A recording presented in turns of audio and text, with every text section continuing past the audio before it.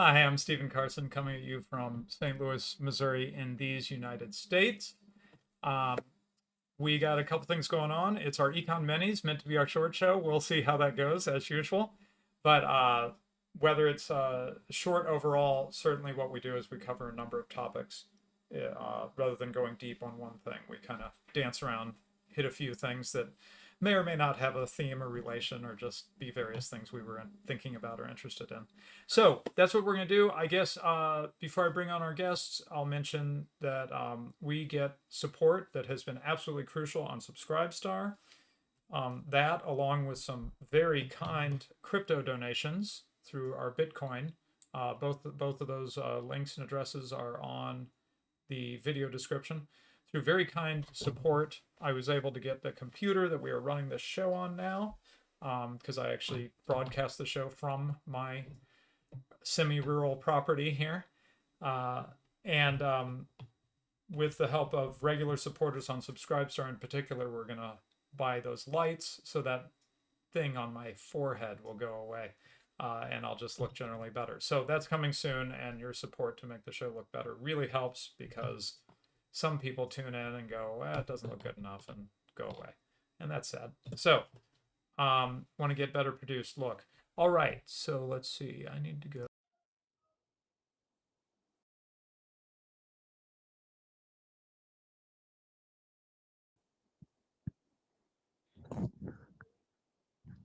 G'day. How are you?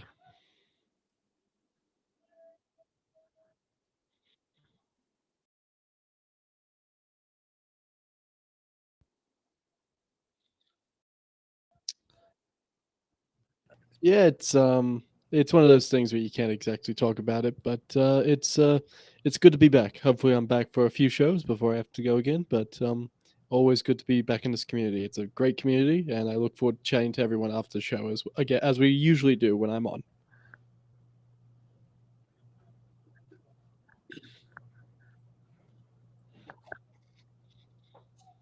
Yes, yes, we'll still do the one Discord. Discord.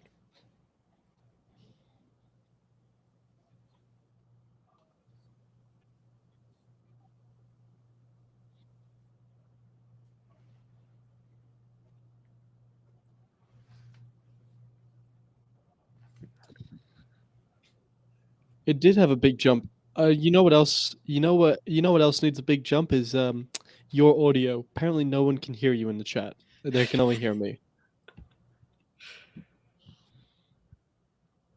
Also, you don't have any sort of camera going in that screen.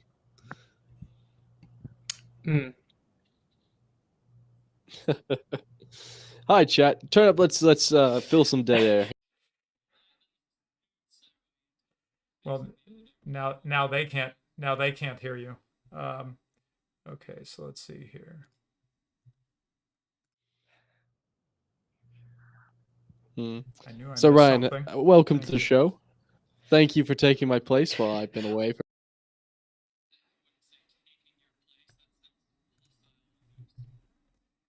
I mean, all compliments.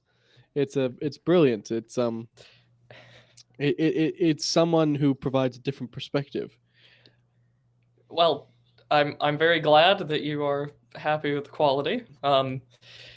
Hopefully, it only increases. It will. I have no doubt it will. Wow. And speaking of, my audio is there. Chat should hear me now. Yeah, as soon as we switch to showing everybody, as was just pointed out, I eventually realized that neither my camera nor mic had been added to this scene. So yeah, oops. Thanks for pointing that out, chat. Okay, anyway, where were we?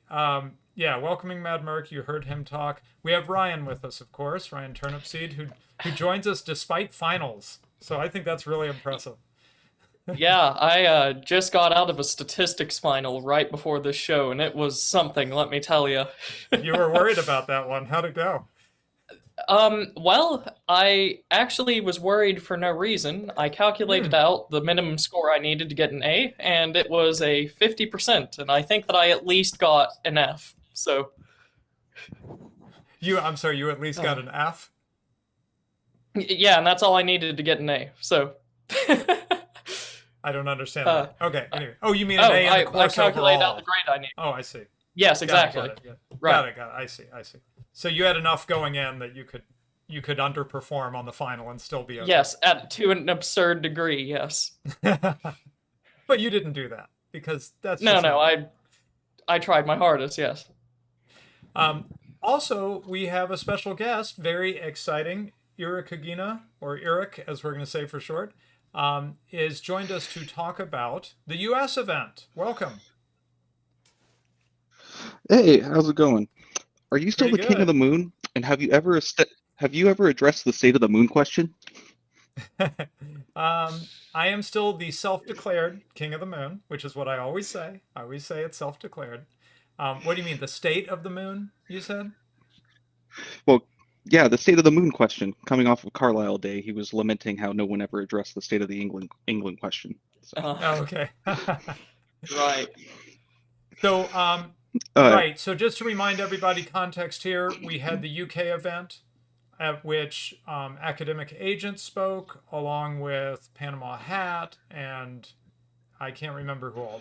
Lots of people you would know from academic agents UK circles. But we had almost no one there from the US. I think we had a few people. Our big super chatter was there in person. Yes. yes, name Cringe is Walker went. Cringe Walker. Thank you. Our one of our Lutherans, Uber Lutherans, right? Yes. Cringe Walker Yes. was there. But otherwise, with stuff going on right now, we had pretty limited engagement from the U.S. side for practical reasons. So, thanks to Eric and others, we are putting something together on the U.S. side, right? Yes, we are. Rothbard said the greatest danger to the state is independent intellectual criticism. And from February 18th to the 20th, there'll be an exclusive event at a private luxury retreat in Nashville where such criticism can take place over great food and fine cigars. Ticket gets you a room for 2 nights and food for the weekend with a banquet Saturday night. And as part of building trust and community bonds, we also offer a discounted option for those willing to share a room with 2 queen beds with another attendee. Radlib and Turnip will be speaking there alongside other great personalities from this quarter of the internet, such as AA and Don the Pleb, with more to be announced in the future. Next week is the deadline for anyone wanting to submit a pitch to join this illustrious lineup. If you value liberty over democracy, come to the event. All right, that good. That was an amazing pitch. Yeah. And I like it the is- direct style of that. Yeah. It is in the link is in the video description, but I am also putting it in the live chat as soon as I can find the right window right now. Or if you can remember it, you can just go to skildings.com, SCYLDINGS.com, and click on events, and you'll find your way to that event. Yeah, it is very nice for me. Slightly less convenient for Ryan, but not too bad from a U.S. point of view. It is not a bad drive, actually, for us. Right. Right. It's doable. It's doable. Yeah. So that's really exciting because I didn't know if it'd be in, California or something, which would be more of a problem. Oh, God, but, no. Yeah, but this will not be a problem for us. So looking forward to it. In fact, can't 100% promise because, we have 8 children and all that. But my wife is planning on joining me. So if you come, you can meet Mrs. Radlib as well. And she is a much kinder and better person than me. So I would want you to meet her. The Queen of the Moon. That's right. Queen of the Moon. Self-declared. Okay, so anything else we should cover? Make sure to like and spread the video. We are trying to grow our audience. Yes. I'm sorry, anything else to cover on the 100%. event, I should say. Oh, okay. Yeah. No, that should about do it. Thanks for having me Okay. on. May you all find hope, love, and joy this Christmas. All right, thank you, sir. And what God I bless. think Thank we'll you. do is maybe not every week, but I'm sorry, what did you say is the deadline coming up, like tomorrow? That's for speakers or? The deadline for anyone who wants to submit a pitch for speaking will be Okay, got next week. Okay, but Right. it would certainly be useful unless we fill the event up. It'd be useful to have you on again in a couple weeks and just hit this one more time, right? Right. Yeah, absolutely. Okay, yeah. So I won't have you on every week, but let's try to get you back on in a couple weeks if there's still room to fill to get more of our audience out to the event. Okay, thank you, sir. Yeah, the tickets are selling fast though. So, Good. Yes, anyways, I've heard. have a good one. In particular, it's beating the UK event at this point. The US at this point where the UK event was, the US event is actually doing better than the UK event was in terms of ticket sales, right? So, okay. Yeah, they're selling very quickly. Excellent. Yeah. So please jump in. We'd love to have you there. So nice, as we know, it is. Well, okay. Quick anecdote. So for my job, I traveled to Hong Kong. Well, I traveled a number of times, but the first time I traveled to Asia, I did it for business, and I traveled to Hong Kong. The tickets, and I traveled with someone, and I purchased the ticket. I was, the one arranging the tickets. It was $10,000 each round trip for each one of us that went. And I'm like, how in the world can we justify spending this kind of money? And then I got there, and there was this thing they'd been trying to explain to us for like 2 years. And in the room with them, in about 5 to 10 minutes, I finally got what they were trying to tell me. So all I'm saying is meeting in person has real value. IRL meetups are really useful. And so I'm looking forward to meeting people in the flesh and blood. Okay, thank you, Eric. We're going to continue with the show. All right, have a good one. Bye.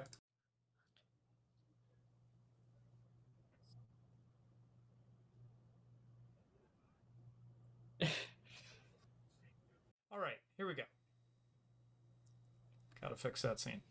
All right, so Ryan decided to turn up the heat on the show and bring in a culture war story, but hopefully, as you will see, this is not it's the abortion debate aspect is the hook, but if you read the title, Roe versus Wade, it's time to defederalize abortion policy. The key word here, as you'll see from Ryan McMacken, is defederalize, or we could even say decentralize. Link to this article in the live chat right now. Sorry, go ahead, Ryan. The entire reason that I picked this article was it seems to be just an overview of what is happening and what was, what might happen. And it gives particular hope to anyone that is hoping to, decentralize, actually bring the laws back into something resembling, nature. So, an end to abortion, there's hope here. And there's also hope for, secession if things heat up enough. So, and all three, the points for me, very happy. You're saying we can win any which way this goes, kind of, right? Yes, yes, exactly. Okay, sorry, yeah, I should have a preface. I should have a preface here just before we get into these spicy topics. All opinions are my own. I do not represent anyone else or any other institution. I represent only myself in this matter and in this show. We can continue now. Sorry, just that disclaimer. All right, got it. So okay, with this, I had highlighted a passage, but go ahead. I was just going to give the overview before we jumped right in. It's probably going to be controversial for a lot of people in our spheres because it's not coming out and immediately just saying this is bad because the whole thing wasn't done away with immediately and, we've returned to paradise. It's being very practical in terms of, where you can't just go in, demand everything and get it. You're going to have to work your way to there. That's why I picked this, is because it has a very practical application. Right. Yeah. I mean, well, we could go off on a whole tangent here, but in brief, let's not let a move in the right direction. Don't curse a move in the right direction, as long as it really is a move in the right direction, right? Don't curse a move in the right direction because it isn't like the end point that you imagine. If it's a move in the right direction, it's a move in the right direction. And just celebrate it for the win it is, even if you think of it as a little win. I don't think this would be a little win, personally. I think it'd be huge. But okay, so skipping some stuff. Hopefully most people know Roe versus Wade, 1973, blah, blah, blah. But the key thing here that happened that you don't want to miss is that it federalized this issue. That is, states and localities were the ones that were deciding about abortion laws until Roe versus Wade in 1973. And as he points out, there were states that were loosening up laws by 67, 1970. So he says what they're looking at right now, the excitement here is that the Supreme Court justice is considering an abortion case, which like it hasn't done for a long time. It's actually hearing it, as opposed to the case comes to the Supreme Court and they say we're just not even going to talk about it. This time they're actually considering it. So we don't know where it'll go, but they're actually talking about it. He says if they were to overturn Roe versus Wade, or partly or totally, all that would happen is the situation would return to what existed 50 years ago, that is before Roe versus Wade, which is abortion would be legal in some states and illegal or heavily limited in others. So in some ways, it's just a classic conservative. It's just dialing the clock back. It doesn't bring us to a new situation. It brings us back to a previous situation. Right. So like I said at the beginning, we haven't gone in and demanded everything and gotten it, but what we have done is we are potentially being handed here the opportunity to build a base of power in states that will actually take a stand against this. Right now, if you try to get even a small locality, let alone an entire state, on your side to ban all of this, you get great ire from the legal system as well as the media. If the courts strike this down and return back to as it was before, you no longer have the legal system bearing down on you. You can act in your state as the state wants to act. So this is one of the benefits of decentralization for a side that's outside of power. You can actually, sway a small piece to your side and keep it, rather than having to fight for the whole thing at once, which is what you would have to do right now if the law does not break. Right, and in case anyone hasn't noticed, for people in our circles, when it comes to all or nothing, we get nothing. So, right. Don't play the all or nothing game, because we lose every time when we do that. Okay, so let's keep going with his points. Right, so he's saying I would just like to point something out here. Sorry. Yeah. Let's just talk about this on a strategic level. From my point of view, all they're doing, correct me if I'm wrong, is they're just hearing an abortion case, correct? So there is no result yet. Right. It could go against us, against the anti-abortion point of view, or it could be pro-abortion, so we really have nothing to go on here. So I don't understand why people are continually saying this could overturn Roe versus Wade. Because sorry, go on. Well, from my point of view, if the media is getting very much up in arms about it, what they're doing is to try and rally their base and to try and keep Roe versus Wade and make it not even a feasible option because of the potential violence that could ensue if such a decision was made. So it takes that choice off the table by rallying the base. So this has been done before. The Supreme Court has been intimidated, but usually that happens before they even take the case, and thus they dismiss it. The media here was either too late, didn't do it, or it didn't work, so they have heard the case. And the way that the Supreme Court operates is that any case that they hear, whatever they rule on it, will impact law. It may not have been the way it was originally designed, but the Supreme Court can change the legal system through one ruling. So it is true, it could, just not whether regardless of how likely it is, it could go in the opposite direction. However, given the personalities sitting in the Supreme Court, it is very likely that they will, at least do something to alter Roe versus Wade in a direction negative to what the current establishment would like. So if they give any ruling that in any way undermines Roe versus Wade, that is the law now across the states. Or even if we get our wildest dreams and they completely defederalize it or strike it down, repeal it, whatever, that this can be done with that ruling, and it is possible, regardless of how likely it is. I agreed. I just want people to note that the people who are saying that this could lead to the end of Roe versus Wade are usually the mainstream media types, which is then be picked up by alternative media, because that's what the mainstream is saying. So right. I would just caution people to not get too excited, not get too hopeful about any sort of ruling that might go your way. I think Right. this is political games being played. Stay real, yeah.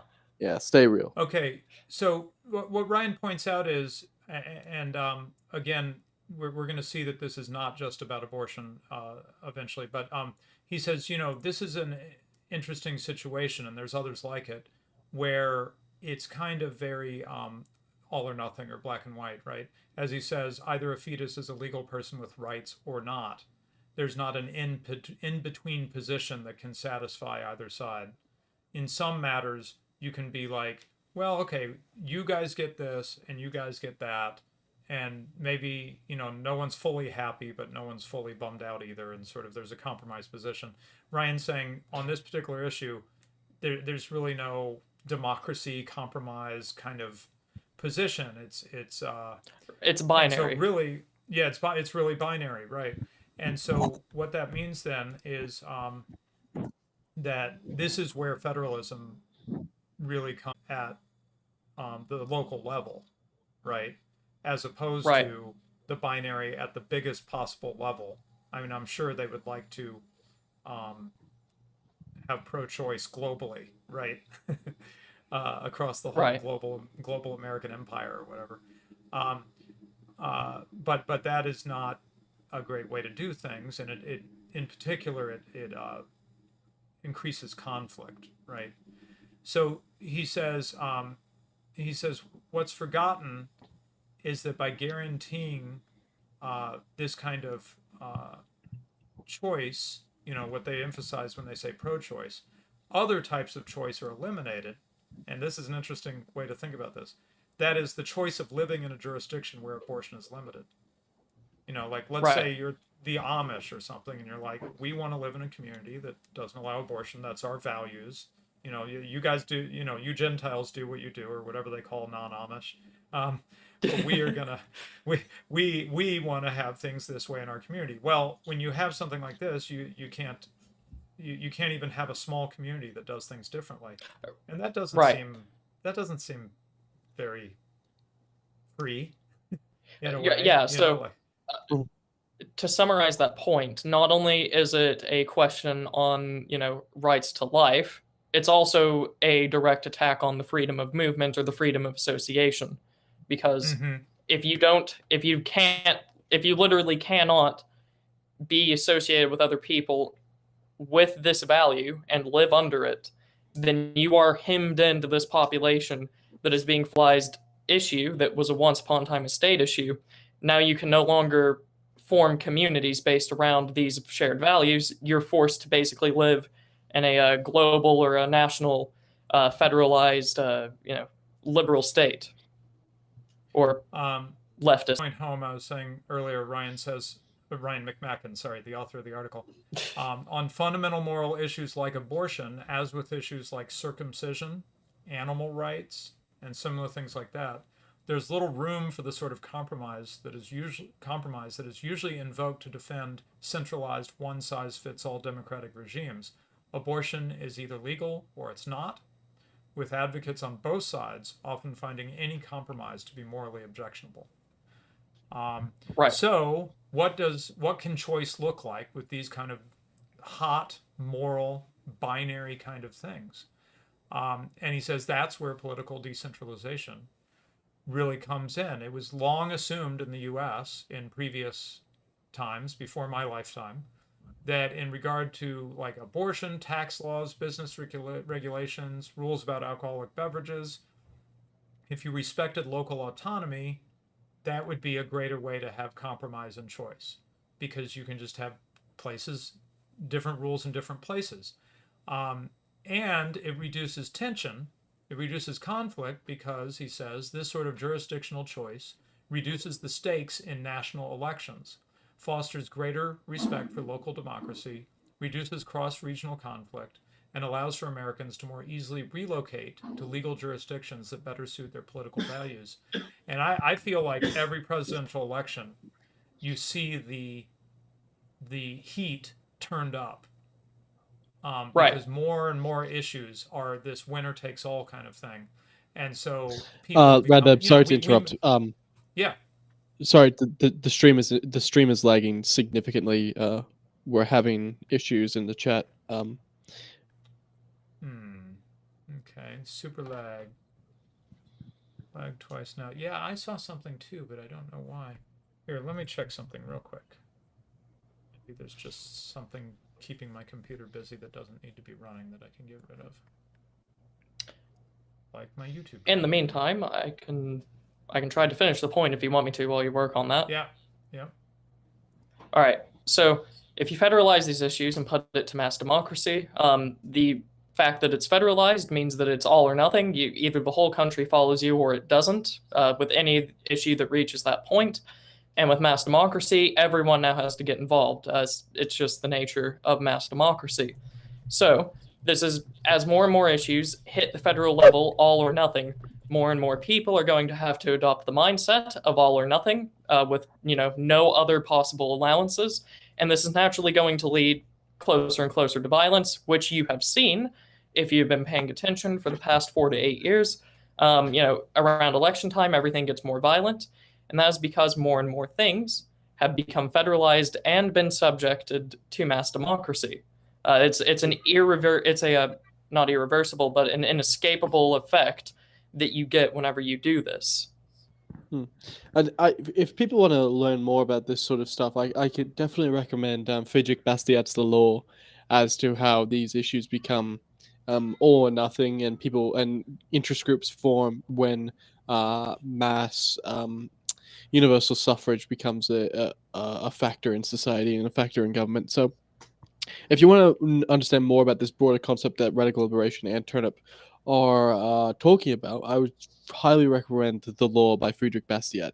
It goes into great detail as to how this sort of problem is not just on the issue of abortion or taxes or whatever the issue of the day is, but on a fundamental level as to why this is a problem of universal suffrage and democracy. So, Turnip, if you would like to continue your point. We seem to be okay for now. Oh, yeah, so I was going to give a comment. Were you done, Ryan? Yes, I was. That was my summary. Okay. Yeah, I was just going to say that, it's been fun for people in our sphere to make fun of, the people who were melting down when Trump got elected. And I laughed too at some of that stuff, right? Right. On the other hand, the fact that people are so hysterical over who becomes the president is not entirely loony, because so much it happens at the national level. There's a lot of tension around who's running the executive at the federal level. If the federal government was what it was before Lincoln, people just wouldn't care as much.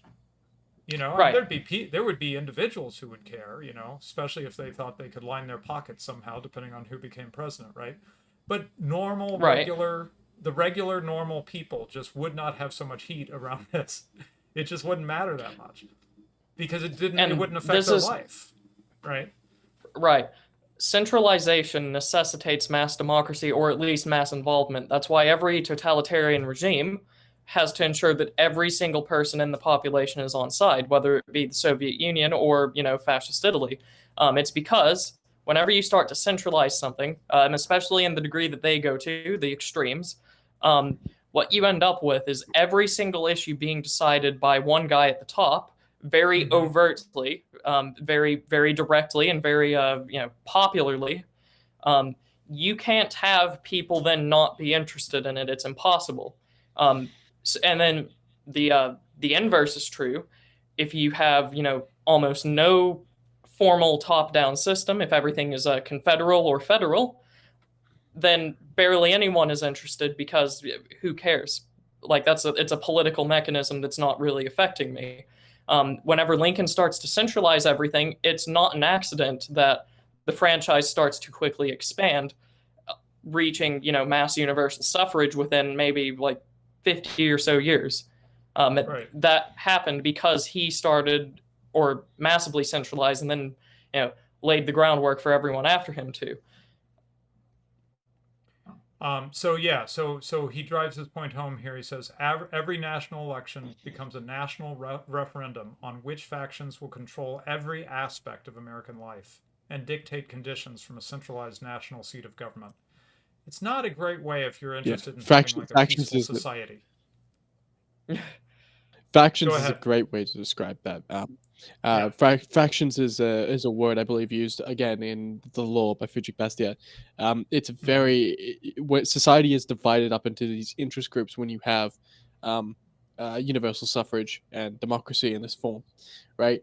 And so you play interest groups off of one another, and because when it comes to government, the pie is fixed because government doesn't actually create anything; it merely redistributes. It is a dog eat dog world, and it is you have to take or else someone will take from you. Right. And so you have these. It's not a recipe for a stable society. It's not a recipe for a cohesive society, because Peter hates Paul at this point because Peter can take from Paul. Yeah. Right. Right. Okay. Speaking of people being unhinged and society going wrong, this applies to the mindset as well. Think back to the people in 2016 that were melting down. They believed that the worst possible thing had just happened. They were looking at things from like the worst possible lens. The GOP had a full majority in every house. They had the executive office, assuming that things worked like they were supposed to, which is an assumption that later proved to be false. They should have had like complete reversal power over literally anything that they wanted to. They didn't, though. So correct. It doesn't matter whether or not things work, as we outlined, just that people think that they do, and this will drive them to violence and a lack of peace. Right. So he makes an interesting point here. He says the advantages of this decentralized approach or federalist approach work in both directions, and decentralization can hardly be shown to be just a right-wing plot. After all, the presence of some political decentralization has been key in drug legalization efforts, right? The spread of marijuana legalization, and the sanctuary city movement favored by pro-immigration activists. Historically, and Tom Woods really covers this in his book on nullification. Historically, decentralization fostered the growth of the anti-slavery movement and nullification of the federal fugitive slave laws. So, the idea that decentralization will always lead to things that, I don't know, liberals, whatever that means, object to, that's not quite true. Okay, finally, he says decentralization is not perfect. He says, there's a travel cost, right? If you don't like the laws that your locality has, then you need to travel somewhere else to get an abortion or smoke marijuana or whatever it is, or move, right? And that's costly. But his argument is it's better that there be variety and competition among jurisdictions rather than a situation in which policies are all decided by one group of 9 wealthy federal judges and then imposed on 320 million Americans. And then he quotes Supreme Court Justice Felix Frankfurter, I believe. We must pay a price for federalism, which means that decentralization forces us to accept that not every law in every place will suit our personal preferences. But of course, that's not going to happen anyway. Right? We're never going to get our way everywhere. Right. And if, bringing up things like the drug legalization put a bad taste into people's mouth, so that might have been, open to the idea beforehand, I would like to pose to you that, not focusing on the entire country as one unit of which to regulate something actually helps people that actually do care about, not having their community addicted to drugs. It helps them to not enforce it up from the nationwide level, because you no longer have to focus on the whole country. It's much easier to police a locality with people that actually want something to be law than it is to take on 325 million people, half of which will violently oppose you. Even drug legalization on its face, yes, it for people that don't want an opioized society, drug legalization might seem terrible, but it actually ensures that the localities that do care about keeping the laws as they were in place, they can actually enforce them. The same with abortion. This is a bit different because, you can't restrict abortion now, at least in law. After this, you can keep it restricted. You can bring back, laws as they should have been, and you can let California or New York just fail on their own. There's no need to go and invade them and force them to adhere to it. Yeah, let us see the consequences of people adopting various things, right? Right. Okay, well, let's keep moving because, wow, we have a lot to cover. Okay. Next, Murray Rothbard versus the Public Choice School. Well, I chose this because I like to slip in some theory even on Econ Minis weeks, even if briefly, but also because I felt like it was a nice segue from our last show, which was on the ABCs of the Austrian school, and we talked about the axioms last week, the basic axioms that are asserted and on top of which are built or reasoned out, deducted basically all of Austrian economics theory. So that gave you a good dose of what the Austrian school is about. But there are other schools, which we referred to briefly, like the Chicago School of Milton Friedman, for example. Well, here's a different school, Right. which in a lot of ways is probably, just from knowing various personalities, I think there's a lot more sympathy between the Austrian school and the public choice school. It mentions at the beginning of this article by David Gordon that Rothbard was good friends with Gordon Tullock, who was one of the founders of this. He corresponded in a friendly way with James Buchanan, another of the founders. So, these guys were not enemies. I'd say there was more hostility between the Austrians and Milton Friedman and the Chicago School, and a lot more points of contact between the Austrians and public choicers. And at least one guy, Tom DiLorenzo, who we've had on the show, would call himself both an Austrian and a public choice economist, though I think he'd agree with everything Rothbard says here. But anyway, so having said that and established some concord there, let's talk about what the differences are, because market differentiation is okay. So he says, here's where they agree. Both Rothbard and the public choice movement look with suspicion on claims by agents of the government to be acting for the common good, and both support the free market. So this is, if there's one thing people know about the public choice school, if they know anything about it at all, it's that they take a more realist view of politicians, and they get rid of this idea that, the public servant who just wants to do the best for everybody. And they're like, no, they've got incentives and motivations. This is not a controversial thing to say at this point. I think we understand that government agents sometimes do things for their own reasons, right? Or for ideological Right. reasons that don't necessarily have to do with just the public good or what their job is supposed to be.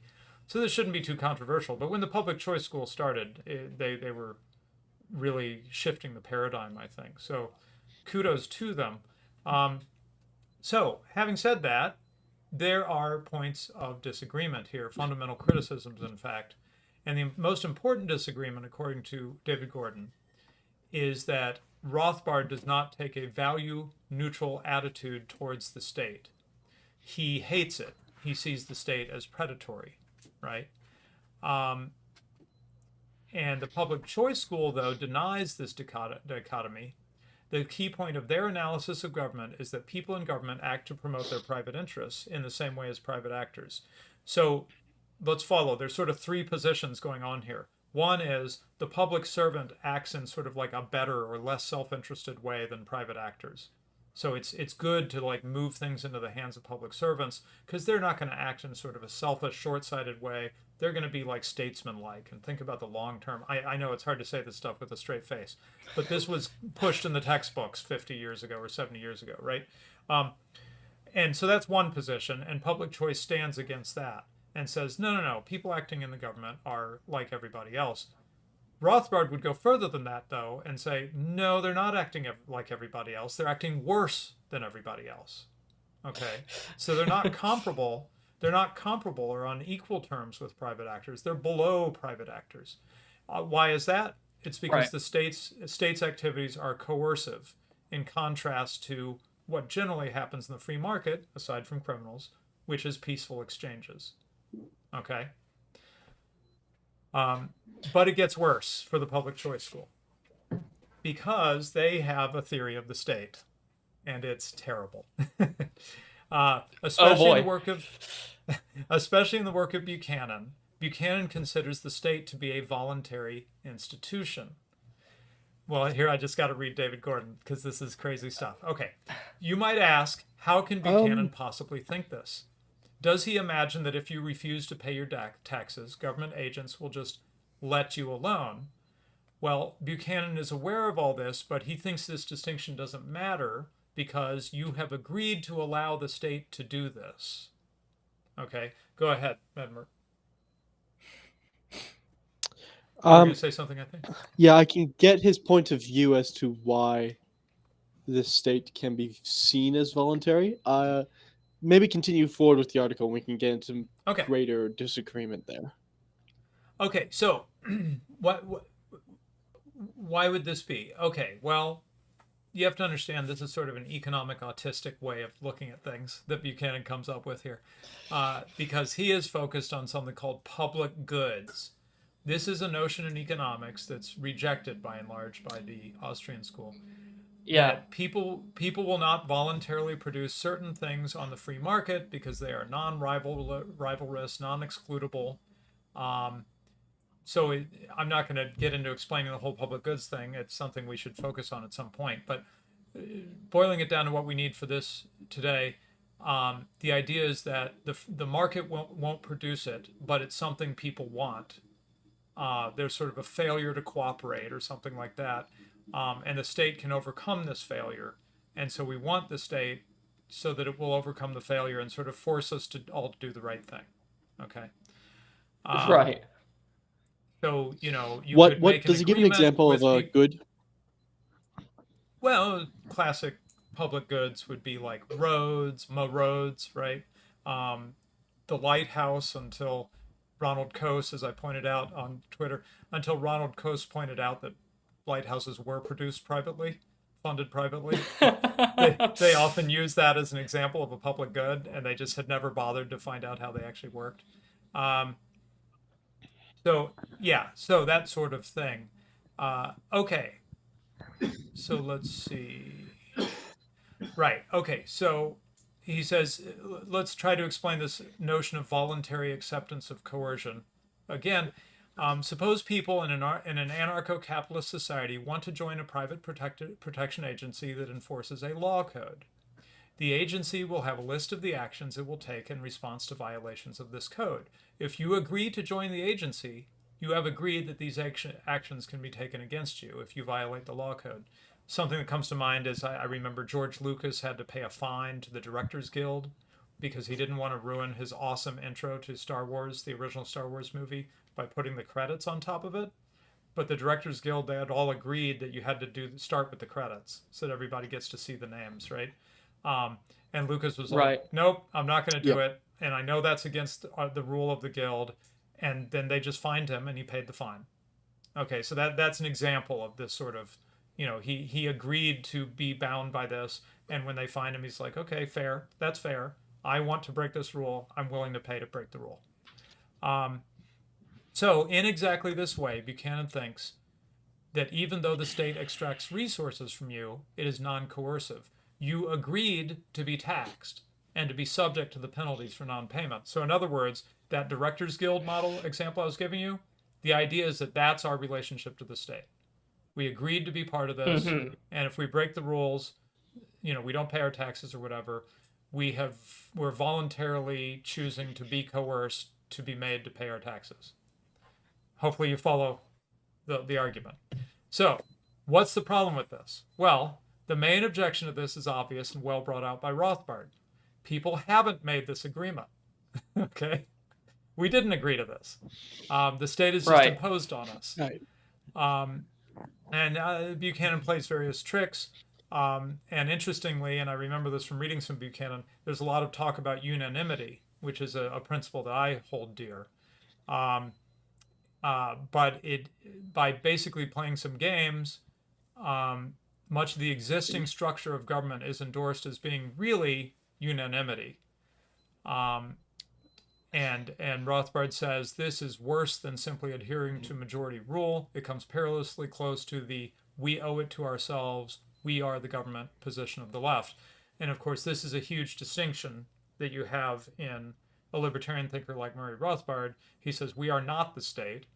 There's the people who are, you know, parasitically living off everybody else, and there's the people being parasitically lived off of, right? And this is a Right. really important conceptual distinction. It's not something that should be glossed over. And he's saying, look, Buchanan is heading towards glossing over this and just saying, hey, yeah, we all sort of chose this, but we didn't, right?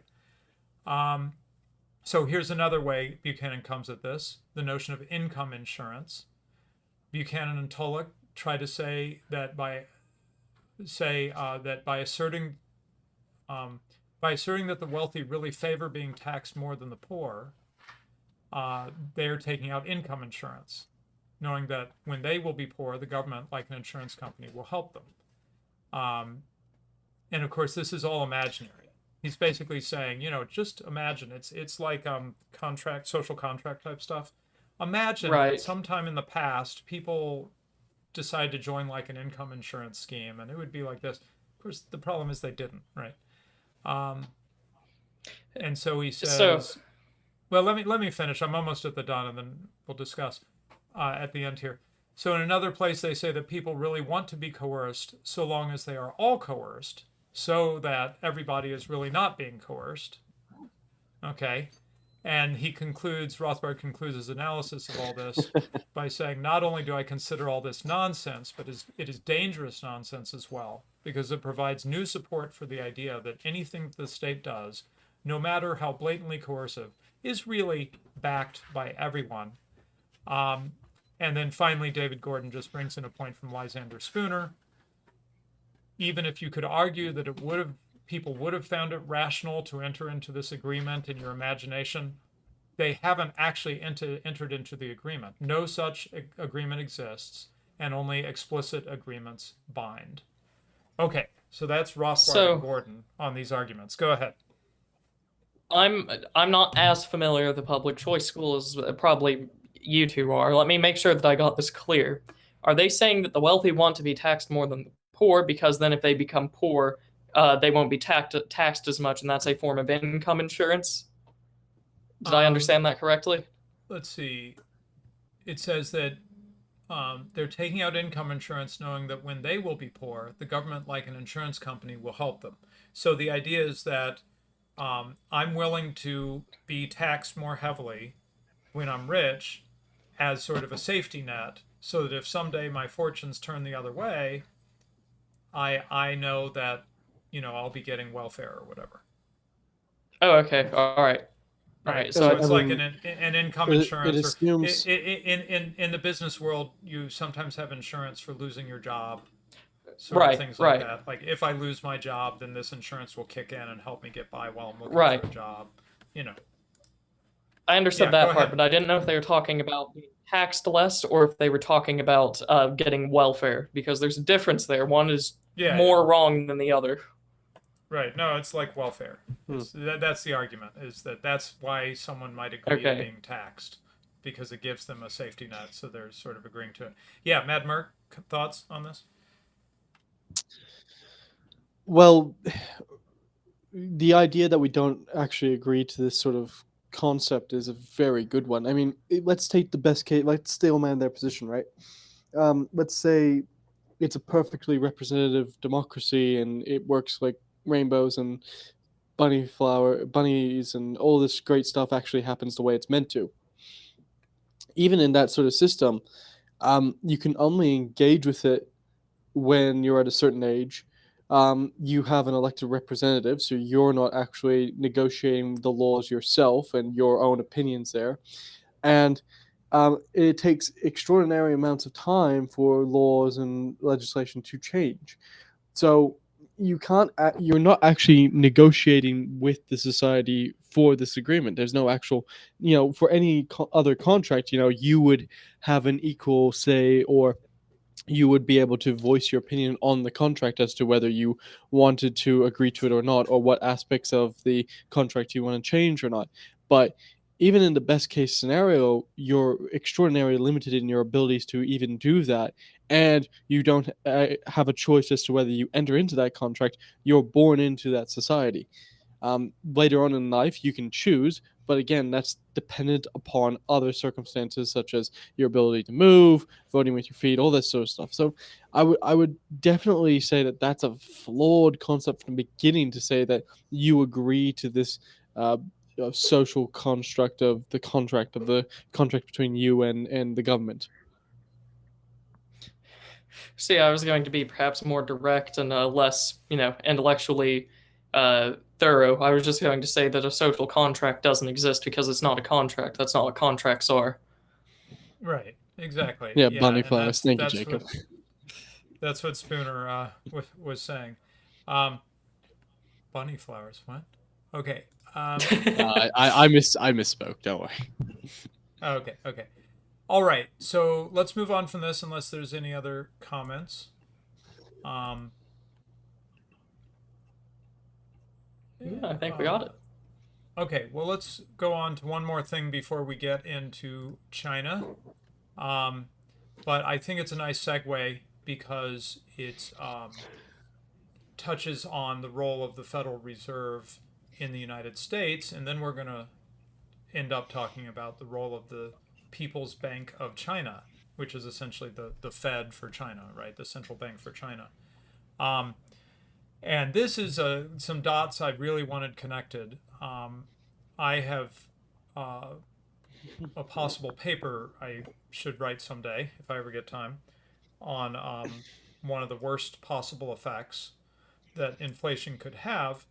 But the other one is a connection between inflation and war, control of the money supply and war. And this article tries to really connect the dots here, because if you remember your history here, the Federal Reserve was established by an act of Congress in 1913, and the United States entered World War I in 1917. Or was it 18? I think it was 17. 1917. 1917. Yeah. Right. So what John Paul Koning here is going to do in this great article is explain exactly what happened from when the Fed was established to when the war started and the Federal Reserve became a major funder of the war. So I think it's useful to walk through this so that, when we say something like central banking encourages war, or at least war to be on a scale it might not be without that kind of chicanery being used, this is got the meat behind that declaration. Okay, so right, and something else about the Federal Reserve itself. As it was founded, it is very, very different than it is today. We're going to go over that, but just that's the frame of reference. Is it was founded as something completely different than it is now. Right, Correct. and in fact, that's part of what's interesting here is as he goes through step by step, showing how the Federal Reserve has changed in those early years, you start to recognize more and more the Federal Reserve as we know it today. Except it's maybe even worse, right? Okay, so he says, I will look under the hood of the Federal Reserve during World War I to explain the actual tools and levers used by monetary authorities to reduce the value of the public's money in order to fund government war spending. And he says, going back to before we had something like the Federal Reserve, kings and queens, by secretly reducing the amount of gold and coins they issued to the public, could use the gold held back to pay for their own pet conquests. This is sometimes called coin clipping, right? Right. And so only slowly would the public realize that there was less gold in the money than it said on the face of the money. And that would cause people to value the coins less. And the net result is that the coin holding public would bear the costs and lost purchasing power, right? So the king and queen would spend those coins like they really were worth 1 ounce. And then eventually people would realize, oh, there's only about 0.95 or 90% of an ounce or something in this coin, and eventually Right. that value would be recognized. But meanwhile, the people holding those coins that weren't a full 1 ounce, they'd be the ones stuck with it. Long ago, the monarchs had already benefited from their cheat. Right. So keep we that in we go mind back to this because classic Cantillon effect of Cantillon the effect, people right, who right. who Who receive gets it this. first? Yeah, it's a form of Cantillon. Yeah, who gets it first? The first Yep, people to receive this new money gain the most right, advantage from it. right. Or that's does the counterfeiter benefit by being the first one able to spend the counterfeit money? Well, yes. Okay, so keep that in mind because part of the trick of the Federal Reserve is that they make things super complicated so you can barely follow what's going on. But at bottom, just think of coin clipping and you won't get too lost. Okay, so the use of force to subsidize an inferior coin's value reduced its capacity to provide the holder with certainty, corrupted the informational value of the prices it provided, and diminished the public's trust in the money. This decline in a monetary system's efficacy due to bad money and legal tender laws is always a cost borne by the money using public. So he's saying that not only do you have the actual declining value of your money, right, in inflation and your money having less purchasing power over time, which has been dramatic over the last 100 years in the U.S., for example. Not only do you have that, but it just means that the whole system isn't working the way it's supposed to be working. You don't have that sense of Right. being able to keep some money in your mattress, bury some money in your mattress or whatever, and know that that money is probably going to buy a little bit more in 10 or 20 years if you're in an economy that's progressing, right? Right. You can't do things like that. The, Prices are just changing all the time, fundamentally, so it gets hard to compare prices because of that. Go ahead, Medmer.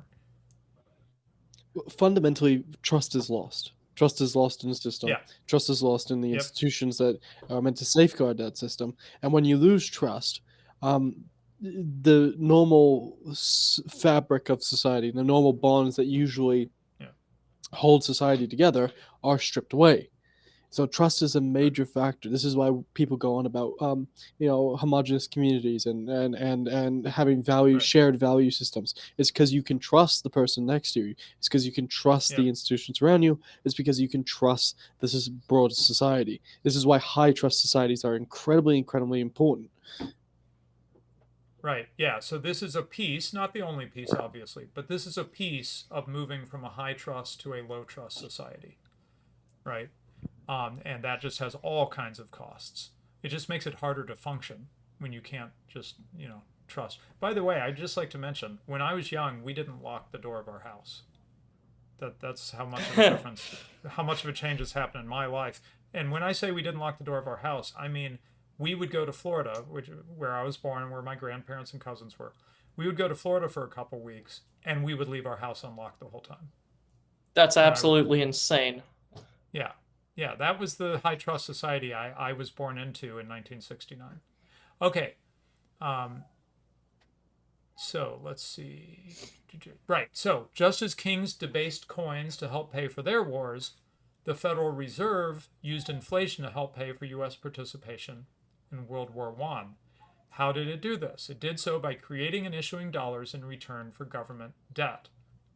So government borrows.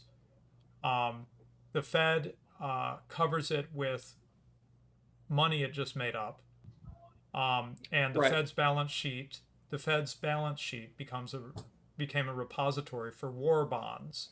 Okay, but that's not all. The Fed brought this debt onto its balance sheet at a higher price than the market would have paid otherwise. So it bought the government debt at artificially high prices. Okay, and who paid for that?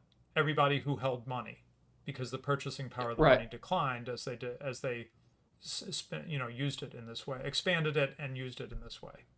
Okay, so now let's walk through it real quick. As Ryan said, the institution began a little bit different than what we're used to. This is not the Fed you're used to that was created in 1914. As bad as it was, by the way. I mean, It was evil from the beginning, but it got worse.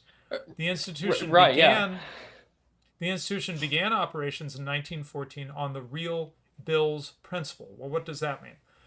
These bills were short-term debt instruments that were created by commercial organizations to help fund their continuing operations. The bills were in turn backed by business inventories, and that's the real in real bills. Okay, so not backed by gold, but backed by real stuff, right? So you could actually make a claim on that real stuff if it came down to it. Right. So there was something solid underneath these real bills, and It's that's why. tangible. Something of really value of real value, and not just paper money or something, right? It wasn't entirely fiat yet. Yes. Yeah, right. Well, exactly. this is It actually had a something backing. similar to this is something similar to something that Jack Lang proposed in Australia. If people want to cast their minds back to the Australian Great Depression, I did that Yeah. interesting character who was basically the dictator of New South Wales and the Labour Party for quite a long time. He wanted to move away from a gold standard and onto this sort of standard where it was goods in the economy that the currency was based off. So this is not a uniquely United States idea. This is an idea that is been floated around by various countries and various parties at various times. With a difference of a few decades. Correct. So let's keep going. The Fed. This is sort of amazing. Maybe they did all this they just wanted to get the Federal Reserve created, and so they created it with all this stuff. And conservative people are like, oh, okay, well, that doesn't sound too crazy. Because listen to this: for each dollar liability that the Fed issued, it held 140% assets in its vaults. So it didn't just back it; it backed it 140%. Okay, so $1 in real bills and 40 cents in gold was on the asset side of its balance sheet whenever it issued a dollar. Okay? So, bad that there's a Federal Reserve at all, but really different than what we have now, right? Right. It would be a lot harder to oppose because it sounds reasonable to someone that doesn't know, what centralizing money supply would do. Yeah, right, exactly. Correct. And of course, as we see, once it's there, as we'll see, the what is it Darth Vader said? You don't like the terms of our agreement or something, right? Or no, what does he say? The terms of this agreement keep getting worse and worse, something like that, right? Anyway, okay, so what happened? To help finance the war, which the U.S. had entered in April 1917, the U.S. government was going to have to open up the Fed's balance sheet to the Treasury's war debt. Because remember, it could only be gold or real bills, right? So backed by gold or backed by actual business inventory. Well, that wasn't going to do if they were going to use this to fund the war. So what did they do? A small change to Section 16 now meant that the 40% gold reserve could simultaneously substitute for 40% of the real bills requirement. Okay, so now rather than holding $1.40 in assets for each dollar issued, the Fed now only needed to hold $1, comprised of 40 cents of gold and 60 cents of real bills. So the deal is changing, right? So it went from $1 in real bills and 40 cents of gold of backing to 60 cents of real bills and 40 cents of gold. So loosened it up a little, okay? Now the next step. In 1916, they made a change to the Federal Reserve Act. It allowed the Fed for the first time to make loans to member banks with government debt serving as collateral. Okay? So not a real Getting bill at all. closer. Yeah, getting more. It's starting to Just feel more government familiar. Yeah. Okay. Then it said, but at first, that couldn't count as backing. Government debt was not real bills, right? It wasn't backed by like business inventory or something, right? Just the good faith and credit of the U.S. government. So that wasn't good enough at first. So it couldn't count as part of their backing. Well, in April 1917, they issued the war bond, the Liberty Bond drive, right? And now loans were permitted to serve along with real bills and gold as eligible backing assets for Federal Reserve notes. Okay, so now we've gone from this 140% backing of either gold or real stuff to now it can just be government debt. Okay. Yeah. So It's the 60%. it's an emergency, don't you see? We're in a war. We can't Exactly. we can't hold back the. It'll printing go away facility. when we win, guys. Yeah, exactly. So the 60% real backing requirement could be satisfied not only by real bills, but also non-real government debt. But they're not done. So then the Fed adopted a preferential discount rate on all loans secured by Liberty bonds. This rate was set at 3%, a full percent below the regular discount rate. This allowed member banks to play a little trick. If they would make a profit by buying 3.5% Liberty bonds at government debt auctions, but then fund the purchase by submitting the bond to the Fed as collateral for loans at the preferential rate of 3%. Little hard to understand, but he sums it up this way. Put dollars and cents on it. If member banks subscribed to the entire Liberty bond issue by this method, they stood to gain $410,958 tax-free every 15 days. Now remember, we're talking about 1917 here, when $410,000 was real money. That's still real money. Inflation adjusted, that's a hell of a lot of money in today's dollars. $410,000 100 years ago. It'd be in several hundred millions. Yes. So let me make sure this very helpful chart is on the screen. Okay, so how central banks fund war. So the yellow is gold. I'm a little confused where real bills are in there, but anyway, this is talking about the assets. So treasury currency is the light blue. On top of that is the gold. And then we see that blue or purple mountain starting to build. That's the U.S. going into World War I. And that is the discounts and advances on government bonds. And in the line underneath that colorful chart, that is the discounts on government bonds as percent of all discounts advances, and it reaches 100% by 1919. So what does he say? By 1919, discounts collateralized by government debt had grown to almost 100% of all discounts made. Right. So point is, not only were these things put in place, but they rapidly expanded over the course of the war. And then you notice the war ends in what, mid 1919? 1918. Oh, he has the U.S. in World War I going into 1919 for some reason. That's like the treaty, but like fighting stopped okay, and war measures ceased in the year prior. He's being technical. But anyway, as you can see, that discounts and advances, that purple mountain there, it just gets bigger after the war is over. And eventually it dies down by, 1922 or something. But, the establishment, or the president has been established. So what does this mean? No longer need the Treasury depend on the wherewithal of private individuals and banks to bring government onto their own balance sheets. They now had the central bank's balance sheet to count on. And the Fed created an incentive system that encouraged the private sector to utilize the Fed as a sink. With them acquiring the Liberty bonds and then submitting them for the cut price discount loans. So this was great for the Treasury. Their Liberty bond drives were very successful. But what was the result of what was the downside of all this, besides funding war, which I object to? The result of all these machinations was a significant inflation, which varied between 13 and 20% for most of the war. That's a bad inflation, by the way, just in case you didn't know. Up from the 1% inflation rate experienced in the Fed's first year. By 1920, a dollar would buy about half the goods it was capable of purchasing in 1914. So I don't think I'd been quite this struck by this before, because we always hear about the hyperinflation in Germany after World War I.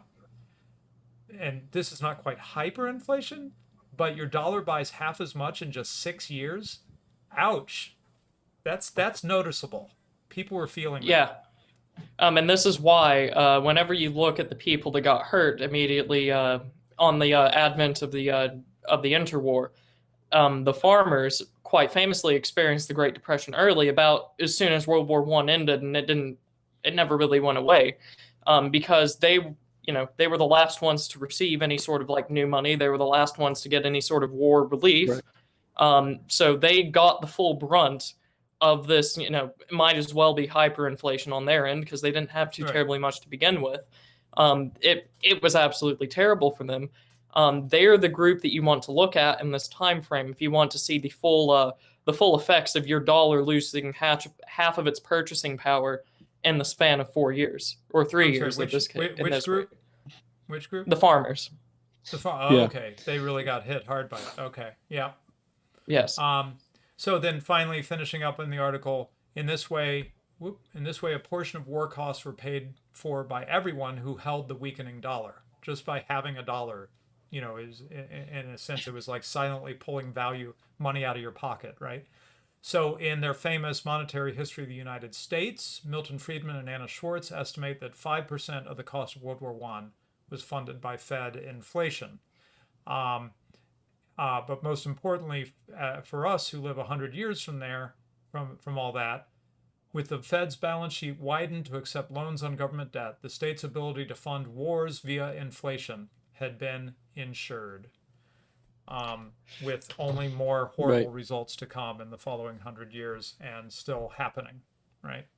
And I got into I made a Twitter thread on this like a few weeks ago. You might think, well, say I'm the United States farmer, at least my position has been secure because all that money went to, my military to win the war. In reality, most of this went to, France and the UK to make sure that they could still keep their pre-war budgets. A lot of this printed money went to them to ensure all of that and to keep other countries that previously we had zero stake in keeping alive, just keeping them standing during the war. So, even the poor farmer that I talked about earlier, he has very little to show for all this newly inflated money because it just went to other places. Very little of this was actually sent towards the United States. There's not even like a nationalist frame of reference here. It's entirely. And that comes from this this idea that Wilson had, his vision of the anointed, of his foreign policy, that America should be this beacon for democracy, beacon for liberalism, and to spread this sort of idea through his foreign policy. So his vision of the anointed really did hurt a lot of people. Okay, ready to move on from this one because now we got China to cover real quick here. Well, I want to. Oh, go ahead. I want to jump on one thing though. I wonder if because obviously Britain and France had a lot of debt with the United States from buying arms from United States companies and loans from the United States government. I wonder if they were counting on the Britain and France to pay back their debts to help out with their economy. I wonder if that was the thinking. Well, it might be, but you paint way too kind of a picture here. The Republic of France in World War I, and I found this out as I dug into the story, they didn't change their pre-war budget for a few years into the war. So they were just taking out loans from the U.S. to keep paying out their welfare that they, had previously hiked, and I believe it was 1912. So it wasn't even to finance the war. It was to finance these luxuries that they were supposedly giving themselves through state action. But I think what you'll find with a lot of the progressive foreign policy is a lot of them had a very Machiavellian and pessimistic view about these things. A lot of them saw opportunity to basically subjugate these other countries by holding this debt above their heads, because they did not think that any of these countries were going to pay it back, and they could just use it as a club to hit over their heads if ever the United States needed something. That was the basis of progressive foreign policy. Rog, okay. Tracking. Okay, let us move to China. Excuse me, I was just sharing those last two articles, realized I got behind on sharing articles, but those are both in the live chat right now. The public choice article and then the Fed in World War I. I was personally very excited to read this article. I'm really glad that we covered it on the show because, there's a reason that Austrians seem to be so fixated on the central bank and why it's a problem, and you're seeing a piece of it right here. Okay, now we had already been covering. So. Yeah, Mad Merc, we had already been covering a company called Evergrande on this show. We talked about it a couple times in the last few months. It is a big property developer in China. I don't think it's the biggest. I think it's the second biggest, but it's a really big one. As people may know, China has been not just building in China, overbuilding, right, and creating like these ghost cities and stuff, right? They've been doing stuff all over the world with the Belt and Road Initiative, right? So just craziness with this kind of thing. And Evergrande has been right in the middle of it all. And what we were seeing what we were discussing were early signs that Evergrande was in trouble as a company. And now it has happened. So they have been declared in default with a huge restructuring, which I think is a nice way to say bankruptcy, right? Yeah. Hopefully I'm saying that correctly, and an attorney or a tax accountant isn't going to beat me over the head, but I think that's about right. Restructuring is a polite way to say bankruptcy. Okay, so real quick, just we'll cover this news and then get into, like I said in the marketing, the interesting bit. So China Evergrande Group has officially been labeled a defaulter for the first time. That wording kind of implies what I just suggested, that people kind of saw this coming, right? The latest milestone in months-long financial drama that's likely to culminate in a massive restructuring of the world's most indebted developer. So what happened? Fitch Ratings cut Evergrande to restricted default over its failure to make 2 coupon payments by the end of a grace period on Monday of this week. And they say that may trigger cross defaults. I assume that means other defaults on other ones. Yeah, it may trigger cross defaults on the developers' $19.2 billion of debt. Okay, a lot of money at play here. Also, they mentioned another, Kaisa Group Holdings, also in China, I believe. They failed to repay a $400 million bond that matured on Tuesday. You put those two companies together, that accounts for about 15% of outstanding dollar bonds sold by Chinese developers. So we're on a big scale with what's happened here.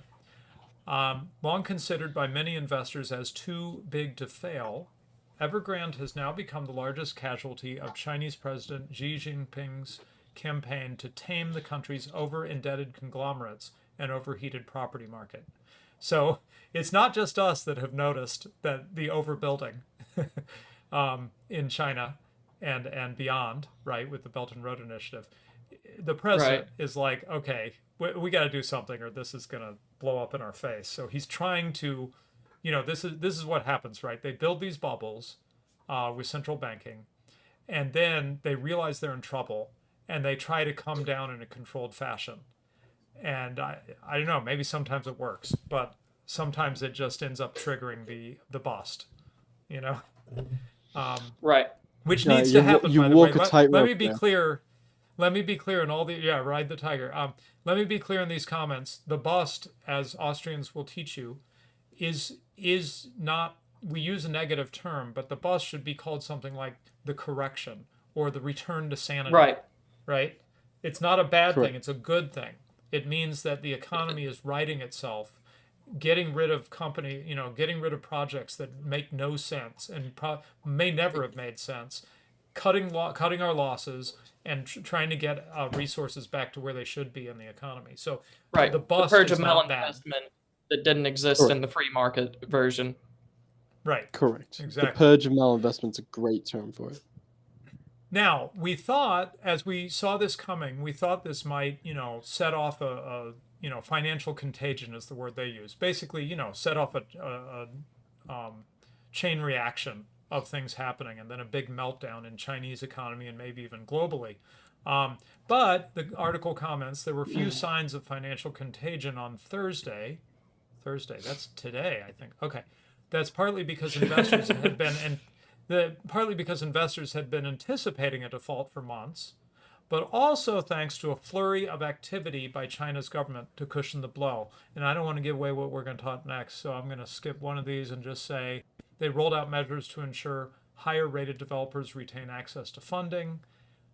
This is not the free market here, folks. This is think about 2007, 2008, where there were the mortgage-backed securities and all these problems, and then the government stepped in to keep these too big to fail. In some cases, stepped in to keep these too big to fail companies from failing.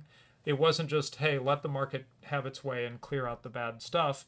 That's what they're doing here. The Chinese government is trying to manage all of this, and I'm sure they're sweating bullets, honestly, though they deserve it for having a central bank. But anyway, and this is interesting. Again, it's interesting. There's tension here, right? They clearly have sort of a central planning mindset in some ways, but then the governor of the central bank there, the People's Bank of China governor Yi Gang, described Evergrande's situation as a market event that should be dealt with in a market-oriented way, which is a polite way of saying, hey, government, get out of the way and let this company collapse. Okay, so and then Well, yeah, if the that's all I wanna situation get is for as that. bad So, as if the situation is as bad as potentially being suggested here, then you will continually be bailing these sorts of companies out indefinitely. For example, think of GM in the United States, right? How many times has GM been bailed out by the government? I believe it's 4 or 5 times now. So you'll continually have these events of bailing out these property developers, and if they're the 2 largest in China, then that's going to be a significant bailout that is required, and significant market manipulation that is required in order to prop up these companies. Right, and that's because of the underlying reason that it should not be there. It is not rational. Right. So the whole thing literally does have to be purged. Otherwise, you are still stuck with something even halfway, or even like a 1% of it. It's still going to have to be bailed out time and time again because it should not be there. I was going to skip it, but there's actually one more line that I had highlighted in this article near the bottom. It says the Chinese government's prime motivation is often maintaining social stability. And the article says that because it's trying to explain why offshore creditors of Evergrande are going to be near the bottom of the queue for repayment. And the Chinese government is going to direct that the priority be to Chinese homeowners, Chinese employees, Chinese individual investors in wealth management products. That struck me because this sounds like a government that is trying to hold something together that might break apart, as opposed to a government that feels very self-confident about its control of China, right? So that's a theme Right. we keep seeing as we analyze China, signs of fragility, where some people have tried to paint China as just this, self-confident dragon marching across the world. I think there's some sweating going on in China. Okay, so what did China do? Well, one of the things they did is the central bank did something. China is injecting $188 billion into its economy as the Evergrande crisis comes to a head. This is actually the article I wanted to focus on. In fact, let me share it from Reuters. And thanks to our friend Dark Horse or Black Horse. Which one does it go by? Anyway. It's whatever the third horse of the apocalypse is. Yeah, right. Third Horse of the Apocalypse shared this one for us. Thank you, sir. So what does this 188 billion mean? What are they doing? Well, they did a reserve ratio cut. Okay, that's what happened here. So China's central bank said on Monday.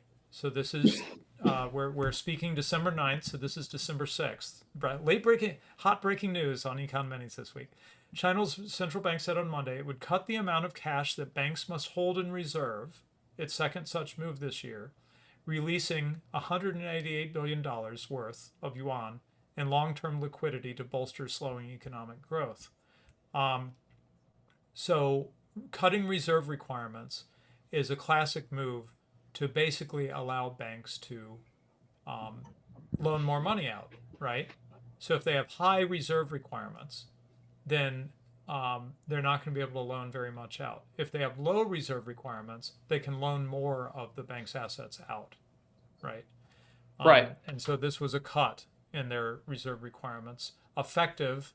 It hasn't even taken effect, by the way. Effective Wednesday of next week, December 15th. Okay, so what are they doing? It says that the Chinese economy lost momentum in recent months. It seemed to be doing well after the pandemic slump, and then it lost momentum in recent months as it grapples with a slowing manufacturing sector, debt problems in the property market, and persistent COVID-19 outbreaks. And I don't know if there's anything else. What else do I want to highlight? That the Politburo wants to promote the healthy development of the property sector, which, in other words, it hasn't been a healthy development, which I think we all know. So China's move to wean property developers away from rampant borrowing has translated into loan losses for banks and pain in credit markets. It has also worsened a liquidity crisis at developer China Evergrande and other real estate firms. And one more note on Evergrande. I didn't mention this in the Evergrande focused article. Authorities said on Friday they would step in and oversee risk management at the company.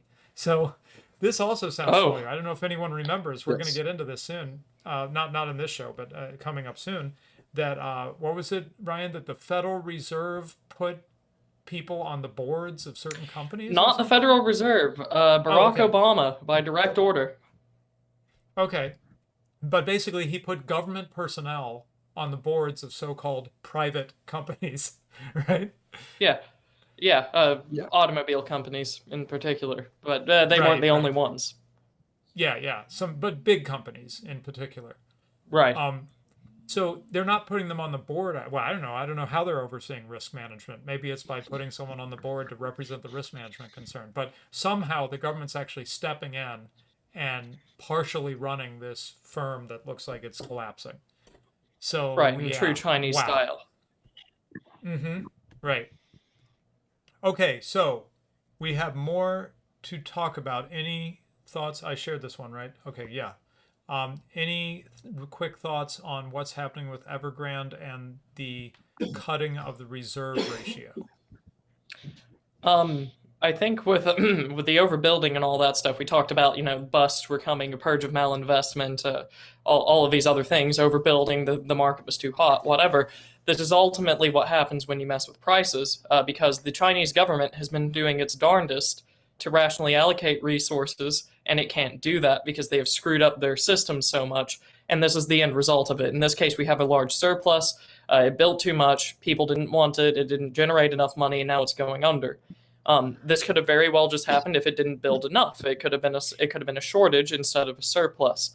This is what happens when you don't have, a working price system. Correct. Couldn't have said it better myself. And I just realized the picture at the top of this article of the Central Bank of China. I just want, every so often we have a very faithful graphic designer who puts up with me giving him what to do for our show at the very last minute sometimes. And I just wanted to, again, call attention to his work because here we go. This is the thumbnail for today's video.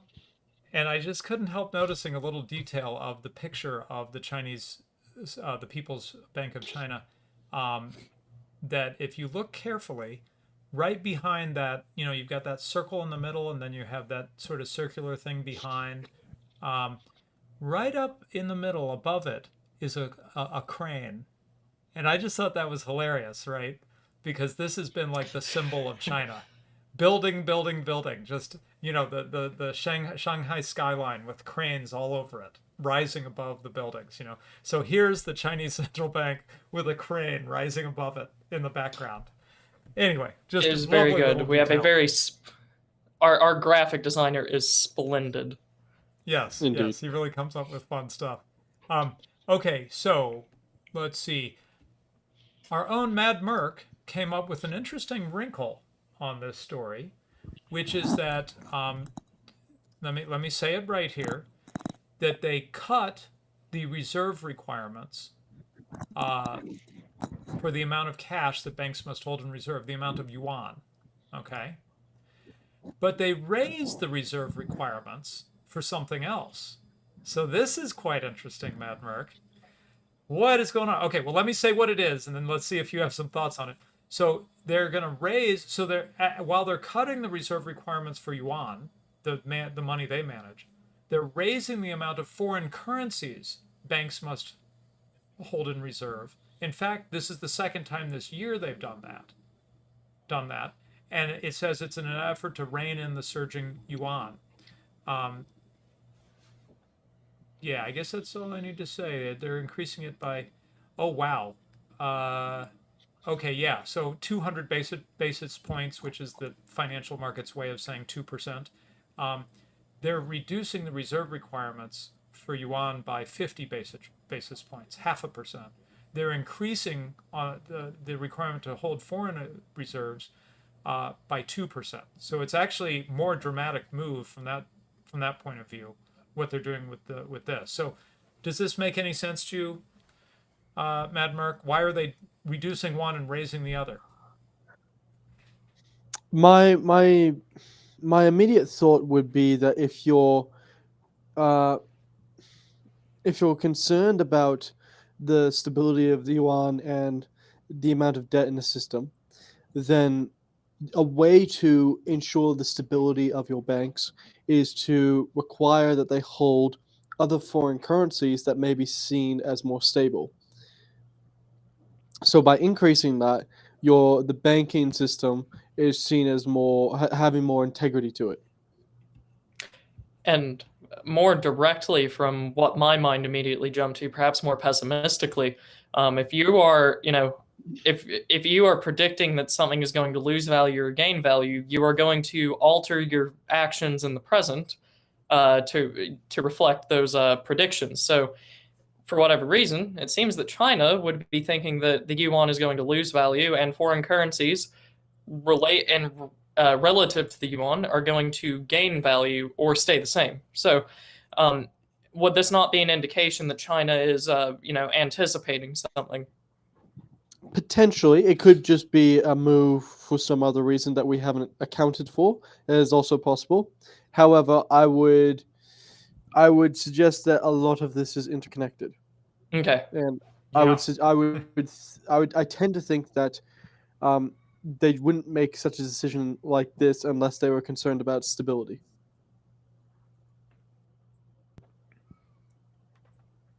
Somebody in the comments says China is barred from buying other currencies, but the article says banks in China had $1.02 trillion of foreign currency deposits at the end of November. Maybe it just means that It's Chinese citizens versus the banks, I suppose. It's not they're barred, it's that they have a lot of heavy regulations put upon them. So I think they have to have like certain licenses in countries if you're an agent of the state of China, or if you have to have a oversight or something like that. I don't think they're directly banned. I think it's just heavily regulated. Yeah, so it's not commonly done because of those barriers, probably. Okay, then final thing on this is that Mad Merc found us. Let's see how this looks. Okay, well, that's all right. Mad Merc found us a chart that shows us the reserve requirement ratio starting in 1985 and going up to halfway through 2021. It's now, as we just said, this chart would not show the current drop that they're doing, where it is now. But as you can see, they've actually had the reserve requirement ratio much lower almost 20 years ago, and then raised it more recently, or raised it, over the last, what would that be, 10 to 5 years ago, something like that. And then over the last 5 years, it's been dropping, and now they're dropping it again.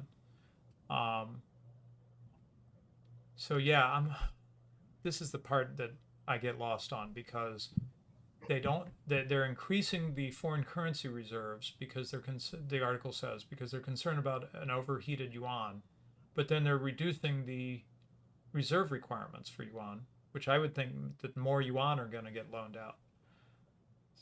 Which, anyway, I feel like I'm missing something here. It could be that they're cutting their losses.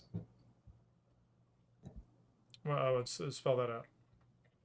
Well, I mean, if they're seeing this happening and they aren't taking direct measures to reduce it, like you said, it could be that they don't think they can reduce it and they're just, going for the foreign option. That's what seems to be in my mind. Okay. Any thoughts, Mad Merc, before we wrap up this topic? I think it's a situation where we'll have to wait and see, but I personally won't have anything invested in the Chinese area. Yeah, right. It feels a little shaky, doesn't it? Yeah, as Mad Merc and I have covered in the past, as we've covered China in the past, we've talked about it being economically a bit of a paper tiger. That is, there's a lot of debt. We're seeing it blow up with Evergrande, but that's not the only debt going on for sure. There's a lot of debt, and there are other things that we've talked about with China that people don't realize when they just speak in very vague terms and don't get into the details. One of the big shockers for me, I think this was when we had Simiagog on, was talking about how small the agricultural area is. You see China on the map, and you're thinking, wow, they're so big, they must be able to feed themselves. No, they're huge importers of food. Right. Because they've got a lot of square miles, but not a lot of arable land. Equally, land that's actually equally a useful large for amount of agriculture. people. Well, yeah, they've got a lot of people. A relatively small amount of that huge area of China that we see on the map can actually be farmed, and the Right, place and where it can be farmed is where people tend to be living. So they're competing And- for living space versus farming space in those areas. And with a lot of these, building projects that the Chinese government is undergoing, a lot of those are taking place on the coastline and the river valleys. So they are directly paving over a lot of this arable land as well. It's a very state-sponsored tragedy. Yeah, and we've talked more about Have this on you- previous have- shows. If you're interested in this topic, I recommend you dig up our old shows on this. But I just wanted to give a hint for those who just have gotten too much sort of like China's scary propaganda. Just give you a hint that and when you get into the details, it's not so certain that China's ready to just astride the globe like a colossus. They've got some major challenges. I just shared this week, Mad Merc, what you taught me about the population pyramid for China, which does not look like they're set for a nice demographic situation with a larger aging population and a smaller young population to support that aging population. Doesn't look good. Anyway, many things like that. Mad Merc?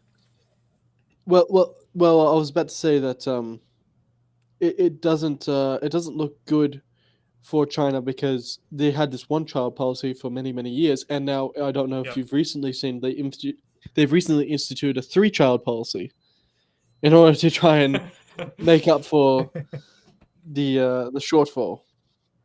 Right, but So- it feels like it's too little too late. Their demographic inversion, or whatever you want to call it, is hitting them. Here, let me switch back to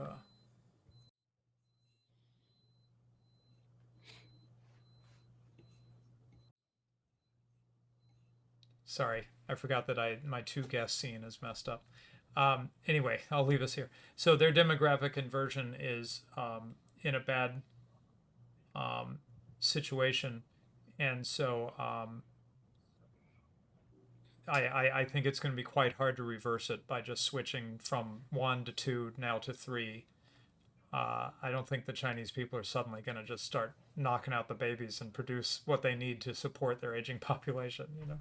Yeah, but thankfully the West is not the only place that's having a demographic issue.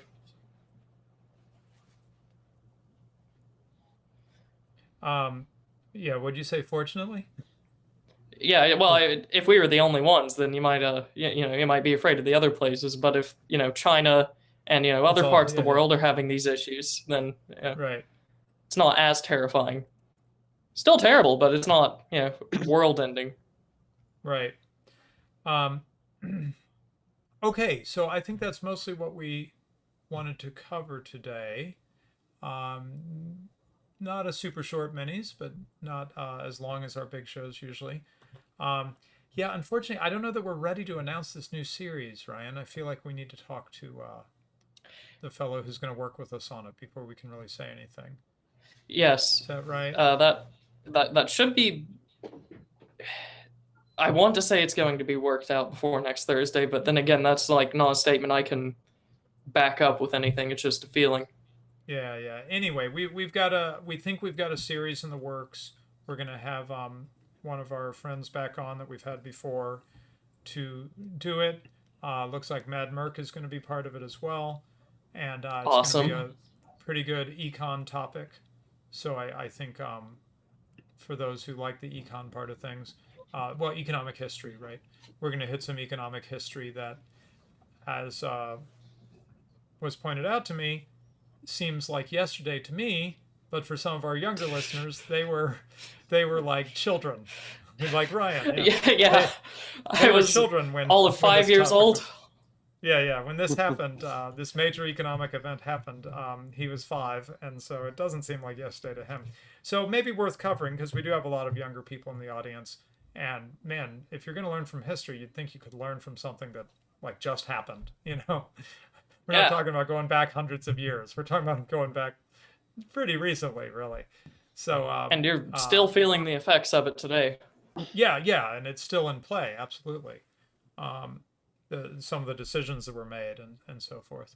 And for those who like to be partisan about it, I guess it's fair to say, Ryan, that Barack Obama will look darker to you by the time we're done, like a darker figure, like a dark lord kind of figure, right? The analogy I've been using is he is the U.S. version of Tony Blair. So Right. take for that what you will. Well, hopefully I'll be able to back that up with Yeah. actual figures and demonstrations. Right. I Yeah. thought so it was just should be Tony very Blair in interesting. blackface.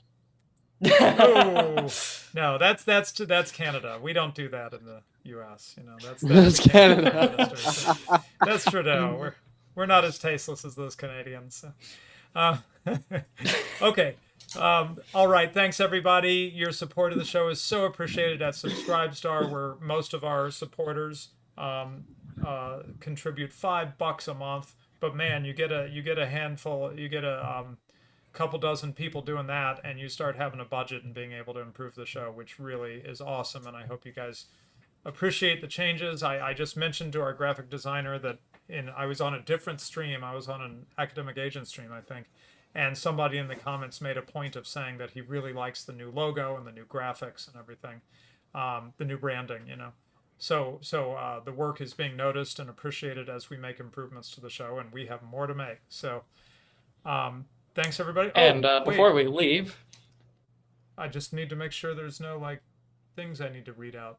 I see one, and go ahead. Yeah, while I gather myself. I was going to say, before we leave, if you enjoyed the contents of today's show, feel free to, like the video and share it around with people who might also enjoy it. Word of mouth is the way that we will spread our ideas. Yes, Like the video, absolutely, hit that the is- subscribe button, smash that Yep. bell button. I was trying to prevent Right. being too cheesy. Right. And then we just have Yeah. one tip on Subscribestar from one of our regular supporters, Sam153. He says a tip for Econ Minis. Thank you, Sam. Yeah, it's amazing. AA talks about, sort of the Pareto rule, and it's really a small number of people that end up supporting the different channels in our sphere. What I notice is some of these names of people who support us look awfully familiar from, super chatters and supporters of Academic Agent and so forth. So not only is it a small number of our audience, but those people are to some degree shared with other channels that they're supporting, So they're punching above their weight. That's and amazing. Thank you to those folks. Yeah. Okay. Anything else before we go? Yes, one thing. Yeah. Ladies and gentlemen, it has been a hot minute since we have last talked about this subject. However, the flag competition is still Yes. active. We will get a date for when that competition will be happening, and we will get a date as to we will get a list of who the judges will be for judging that competition. I think we're going to try and go with the same people we did with the currency competition. So, Well, except one of them already yes. told me he wants to be part of it this time. So we might have to find someone Oh else. yes, that's right. So, but Oh, yes, wait. even so, enter into competition. It's in the Discord. You can find it under flag competition, and what is the prize for that? I can't forget. It's been such a long time. Was it the same as the last one? I spent a lot of money on the computer, so I think it's probably going to be pretty similar to last time. This time. Correct. Okay. So So silver coins. Silver something coins. to silver coins, physical silver coins that will be Yep. mailed directly to you. So, if that sounds interesting to you, jump on the Discord and have a look as to whether you'll like it or not. And There is enter still into the time. competition. There is definitely still time. Yes, absolutely. Yeah, that's in the Discord where you can see the rules of the competition. You can see what other people have been doing, and you know, it's fun to win, but it's also fun just for us to have a lot of great. You know, some of them are really artistic, some of them are funny. It's great to have a variety of stuff. So we'd love to have you in there. Don't worry about, you know, you'd feel like you won't win. Just get it in there. Just it's a contribution when you make an entry into the contest, the And competition, and we get to talk about it with the judges and have fun with it, you know. yeah, and this time, being as it's a flag design competition instead of a currency one, some of these have a lot of really deep lore behind them as well. So Yes, that's there's true. even a creative aspect. We've Yes, added a lore absolutely. aspect to this competition. Yep. Someone will have to be inspired to make a video game by one of the flags, right? Okay, so one more super chat slipped in. Speaking of regular super chatters, regular supporters around in our circles, Jedi Knight Anakin Cringewalker, it will shock you, has sent in a super chat. And it simply says, go to the event. And of course, he's speaking about the US event. We talked about it right at the top of the show, and you can see it in the video description, a link to find out more. There will be an event in February in the United States. For those who missed out on the one in the UK, we're going to do it here in the US. Ryan and I will be speaking. Really looking forward to meeting folks there. So please join us. All right, let's be done, I think. Yes, I think we covered everything. All right, thanks, everybody. Bye.